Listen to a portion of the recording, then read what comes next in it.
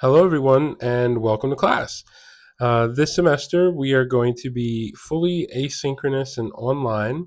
And so I thought I would put together this video in order to formally welcome you to the class, get you oriented with how things will run, and provide some general breakdown about not just the class, but about myself as your instructor. I know in online classes sometimes there is a pretense or misconception that you're not allowed to engage with me.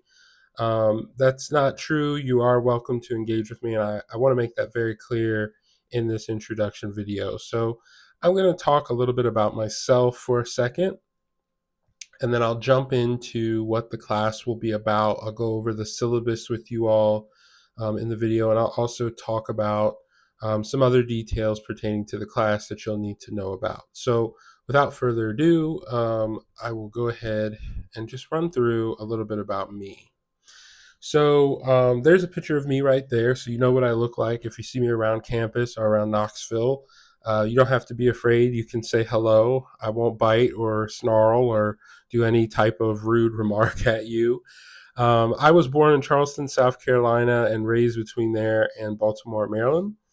A lot of my time as a youngin was spent basically exploring video games. That was really what I enjoyed doing, what my passion was.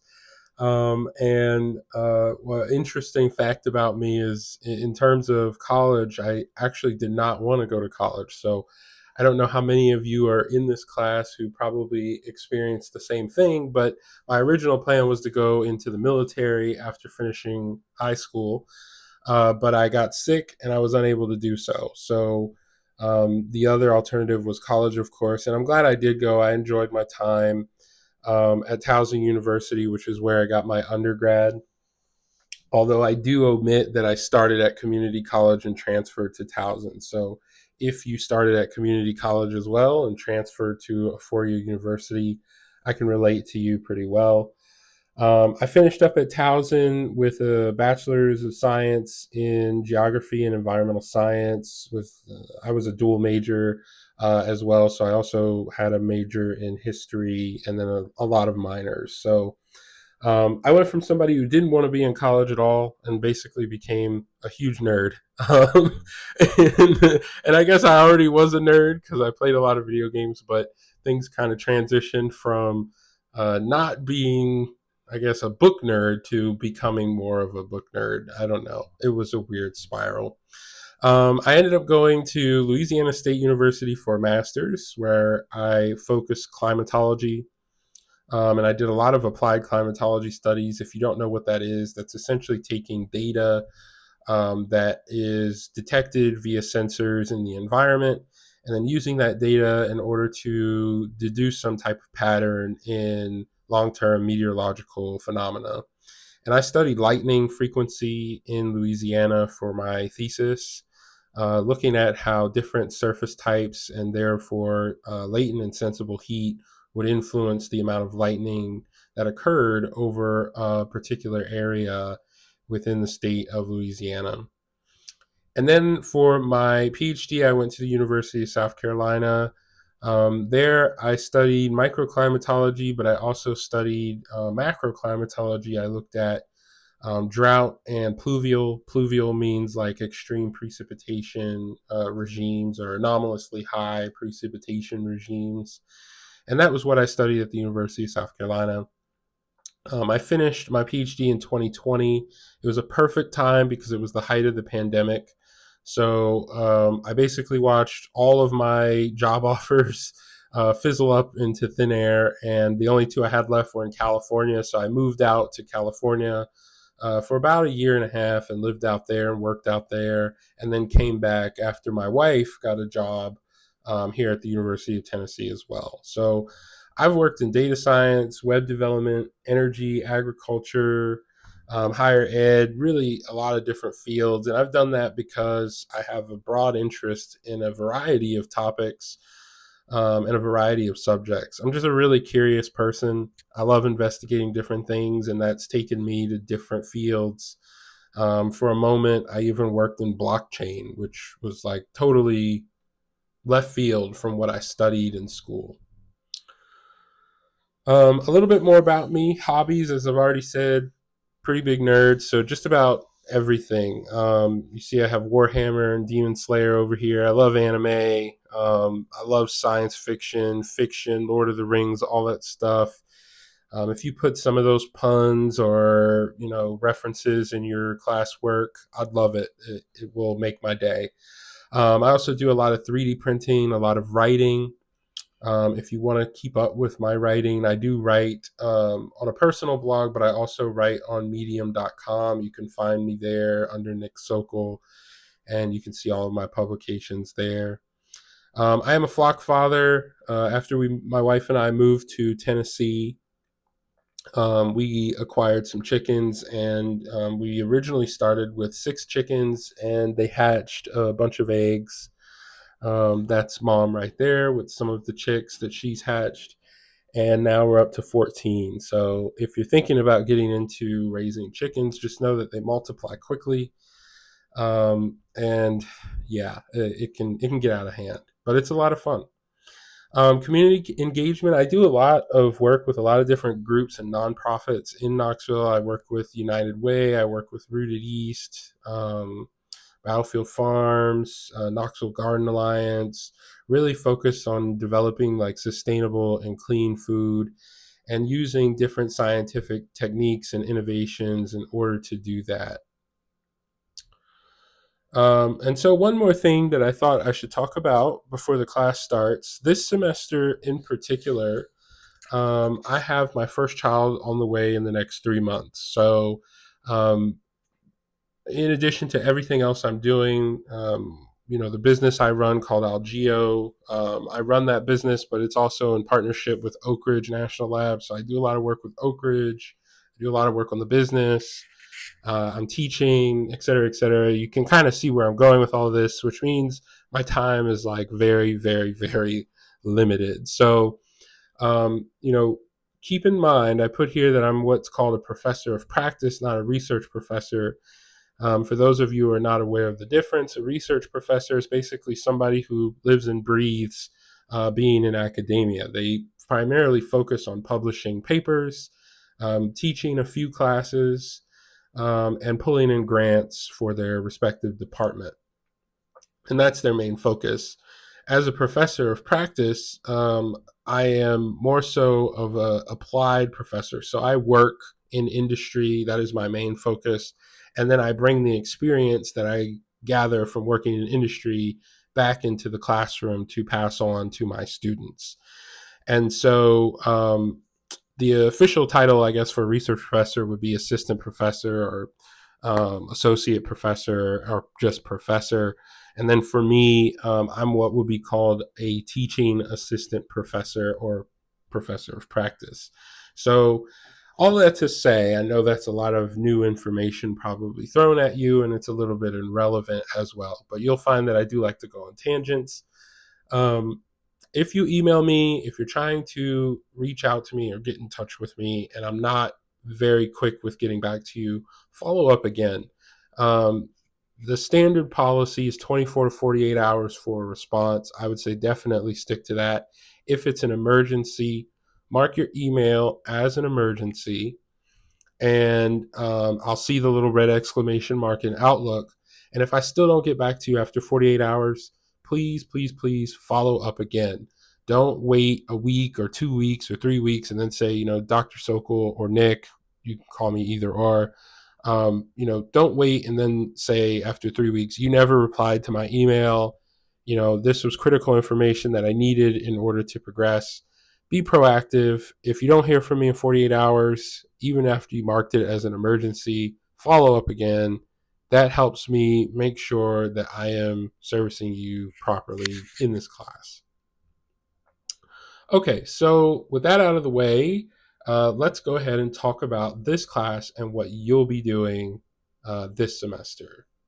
Okay, so let's talk about the class and how the class will generally work. I will go over the syllabus in this video as well, but at first I just want to take a moment to do a brief overview of the Canvas page for the course.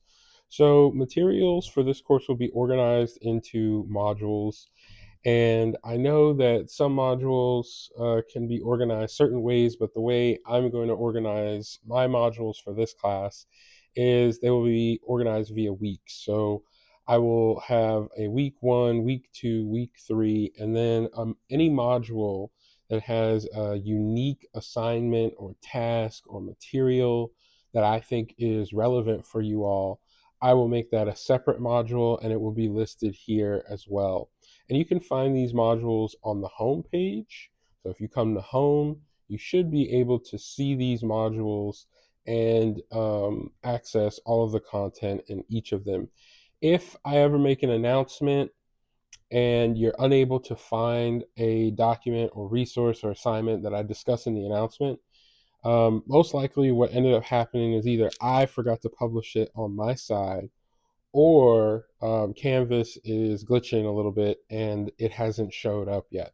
So just shoot me an email and say, hey Nick, I'm not seeing that assignment or that document that you told me I'd be able to access, and I'll come back in here and reconfigure it. I have to hit publish in order for things to populate on your side. So if you're not seeing it, just email me and say, hey, I don't think it's published yet. Can you double check?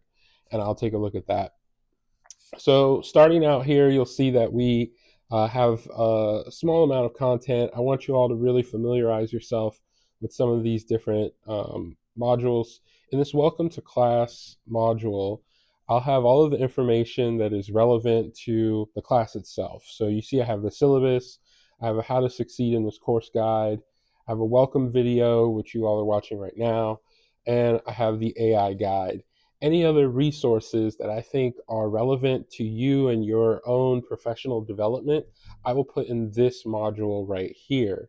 For all other assignments, tasks, readings, discussions, etc., those will go within their specific week modules. So week 1 materials will be in week 1, week 2 materials will be in week 2, week 3 materials will be in week 3. And you don't have to worry about that format changing on a weekly basis. If you can't see it, as you can see, I have extra credit opportunities here. It is not published because those I am still tweaking and trying to see if I actually want to assign those to you all. We'll see how things go. I don't foresee extra credit being needed in this course, but we'll see. Okay, so I'll click on syllabus here. And one of the things that I did not put in the syllabus is that there is a TA for this class, but there is a TA. Her name is Burjit Uran, and you can email her at buran@vols.utk.edu. She is going to primarily be responsible for grading your labs and assignments and probably reviewing the discussions as well, and providing feedback to you in those discussions. I will also read them as well, and for some things where I think could use a comment or a response from me, I will reply to those. It doesn't mean it's a bad thing. It just means you either said something really great and I thought that I should chime in, or you said something where I think I can provide some clarity and I'll chime in to do that. Don't be afraid of either of those. It's just how I run things. So if you have any questions about any of the labs or any of the assignments, email her first. If she can't answer it, she'll forward that question to me, and then I will reply to you to get that question answered. Okay, so let's open up the syllabus and take a look. So this is our course syllabus. If you recognize this map and the location within this map, let me know. Write it in your first discussion post and tell me if you recognize this location, and maybe that'll be worth a couple of extra credit points. We'll see. So my name is Nicholas Sokol. You can call me Nick or Nicholas, as I've already discussed. My office is Birchfield 414. My email is nsokol@utk.edu. If you need anything, email me at that address. Also, when emailing me, be sure that you put the course number in the email. So this course is GEOG 311. So when you email me, be sure to put GEOG 311 GEOG 311 : and then your question, because that'll let me know what class you're in and what assignment or whatever you're talking about. Sometimes I get a lot of emails from students. They don't tell me what class they're in, and I teach 3 classes a semester. So if you don't tell me what class you're in, you say, hey, I'm having trouble with the assignment. I've got 3 classes with assignments, and I'm not going to know specifically what you're talking about unless you let me know what class you're actually in. Um, Office hours are Tuesday from 12 to 1 p.m. I should have added next to this also by appointment. So if you cannot come and meet me between 12 and 1 p.m., you can email me and say, hey, I'd like to set up a time to meet with you. Can we do that? This is an online class, so meetings will be virtual. The challenge and tricky part with that is that I do have one in-person class this semester, and I'm using the same office hours. So I will have my computer open with Zoom on. If you join during that time and I'm with a student in person, I will pop on and just say, hey, give me a minute. I'm with another student. I'll be with you in a moment. But office hours will be through a Zoom link, and I will post those to Canvas for you to access. It will be the same link every single week. Class time and location, again, this course is online and does not meet, so everything, including the lectures and the labs, are all online, and you can access it from Canvas, which is certainly convenient, especially during these cold winter days right now. This course description basically tells you the rundown of what we'll be doing in the course. We will be exploring introductory methods of geovisualization and geographic information science. So we will be exploring a number of tools and methodologies that are utilized within the field of GIS and cartographic science. And that means by the end of the course, you should be pretty good with making maps. You should be pretty well-rounded in the understanding of key elements of map making, what type of map would be utilized to analyze a specific problem, how to communicate information from those maps to a broader audience who may not know as much about mapping as you do after taking this class, and what fields are utilizing mapping technology in order to derive value from data. You'll also learn about the fundamentals and the schema of geographic data itself. So what are shapefiles, what are vectors, what are rasters, and how can you utilize those in your own work? And of course, there is a final project, so communication is key. Learning how to communicate is going to be one of those things that I'm going to strongly emphasize in this course, because I really want to make sure that you know how to communicate this information. And that ties in with the discussion posts, as well as that final project presentation, which you will upload to me, and I'll be able to watch it. Prerequisites. There are no prerequisites for this course. However, you should be familiar with managing Windows OS. And I say Windows OS because if you have a Mac, the unfortunate reality is that you cannot use ArcMap on a Mac. And so this course in particular, there are other courses that cover GIS, but this course in particular is focused on ArcMap. And ArcMap runs on Windows. Now there is ArcMap Online, which is another software suite of ArcMap that you can use, and you don't need to download that on your computer, but there are limited functionality for that piece of software relative to what is downloaded on a local machine. If you have a Mac and you think this will be a challenge for you, the university does have labs throughout campus that have ArcMap downloaded on it, and you can always come to the Birchfield building and access the GIS labs here to use ArcMaps on the computers here in the building. So there are ways for you to navigate this. I will probably I'll probably make some videos covering how to use ArcMap Online, how to download it, so on and so forth, so you all will have that covered. Textbook and resources. Any materials will be provided by me. You don't have to buy any textbooks for this course. If you feel like you need a textbook, I can recommend some textbooks. I generally don't recommend textbooks for technical topics such as this, or I should say skill-based topics. Not some, it's technical, but it's more so skill. And the reason why is because things change pretty rapidly. And so my textbook that I learned GIS from, probably a little more than 10 years ago now, um, it is outdated. So a lot of the information presented within is still accurate, but most of it has changed quite a bit. And so things have been moved in the user interface within the software. They're placed somewhere else. So you need to figure out where they are now. Tools have been renamed, things like that. So I don't push textbooks for courses like this. We'll use mostly online resources. Software and tools. For this course, you'll be using ArcGIS, QGIS, online geovisualization tools such as Google Earth Engine and Mapbox, and then data visualization tools, which include ArcGIS, ArcMap, as well as Tableau, R, and Python. These aren't guaranteed that we'll actually use them. The reason why I've tried to cover this course before using Python, and a lot of people just don't know Python, and it takes too much time to get people caught up with Python. By the time they're caught up with Python, the semester is almost over and they really haven't learned any GIS. So using ArcMap with a user interface is the most simplistic approach for this course.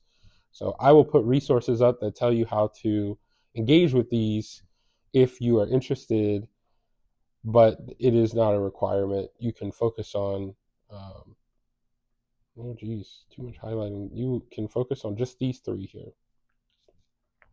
Assignments and grading.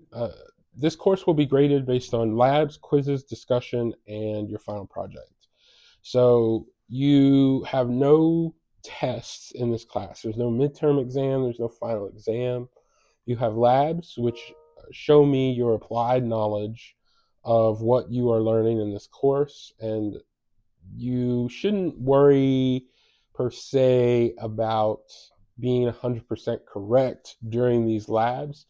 I would say aim for at least 70 to 80% accuracy when it comes to answering the questions. I really want to see goodwill in terms of attempting to answer the question. If you show me that, you'll get most of the points on the labs. If it looks like you didn't try or it was a last minute effort, then you probably won't get a lot of points for those labs. Quizzes, these will be weekly, and they're due on Friday at 11:59 p.m. unless otherwise indicated in Canvas.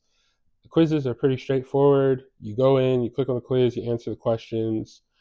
You should be able to answer the questions from the lectures, and also using online resources or the readings that I assigned to you as well. This week there is a quiz. It's pretty straightforward. No, there shouldn't be a quiz this week. There should be a quiz next week. There's a quiz on next week, not this week. Sorry. And it should be pretty straightforward. You just go in and answer the questions as you think they should be answered correctly.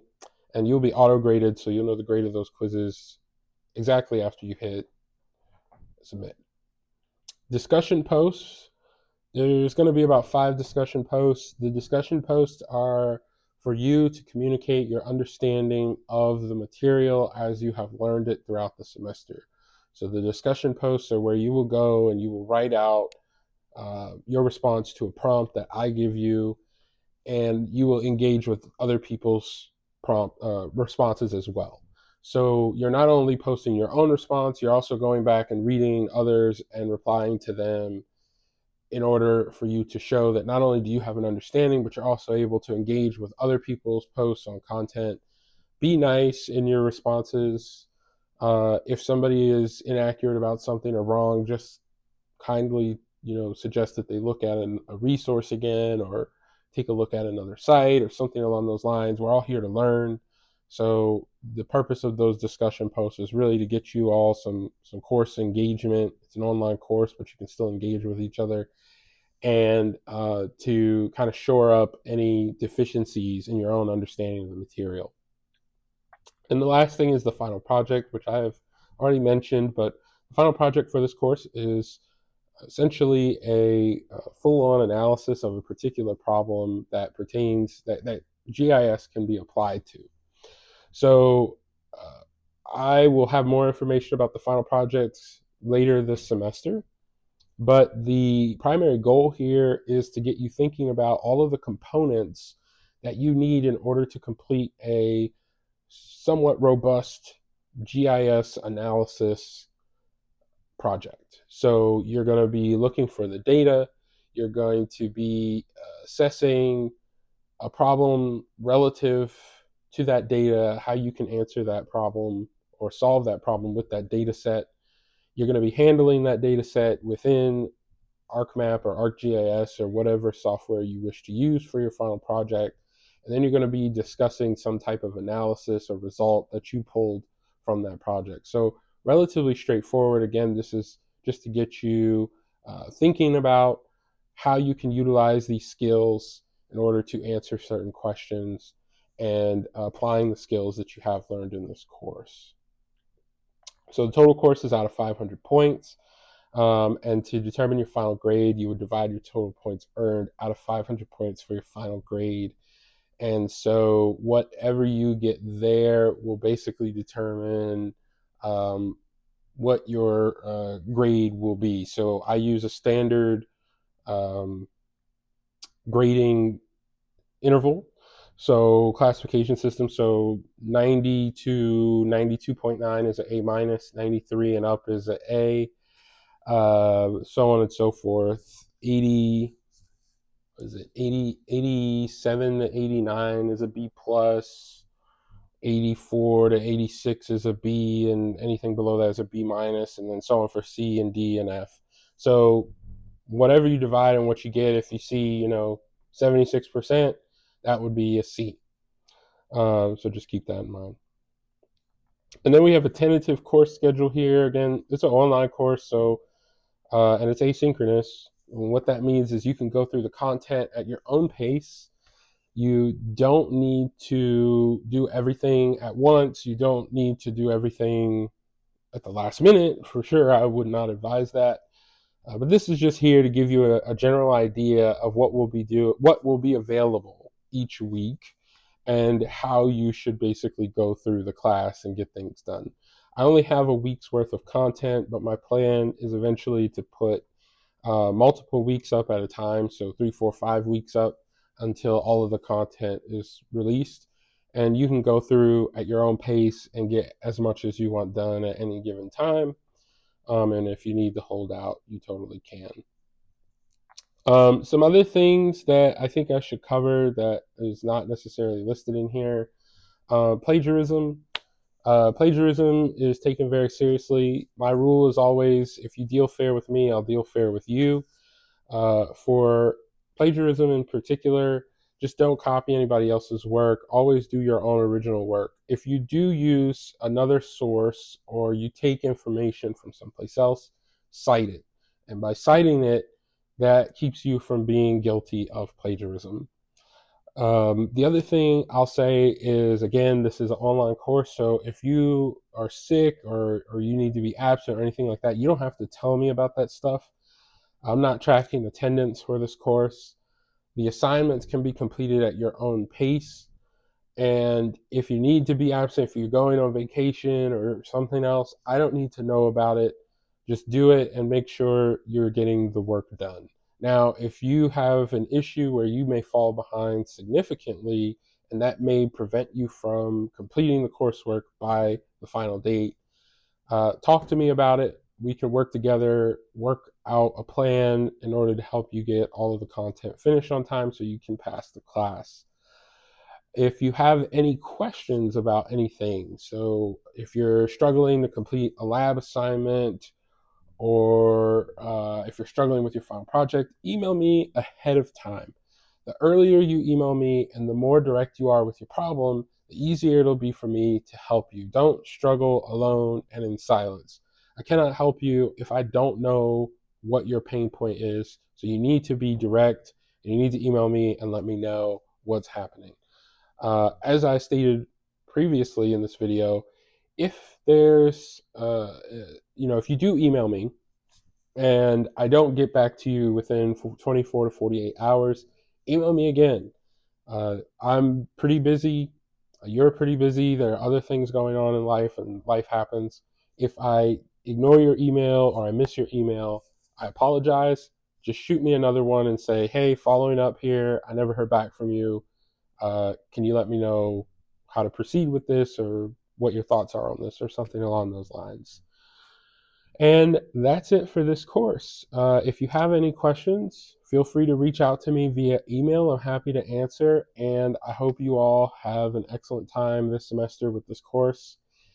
And I'll catch you later.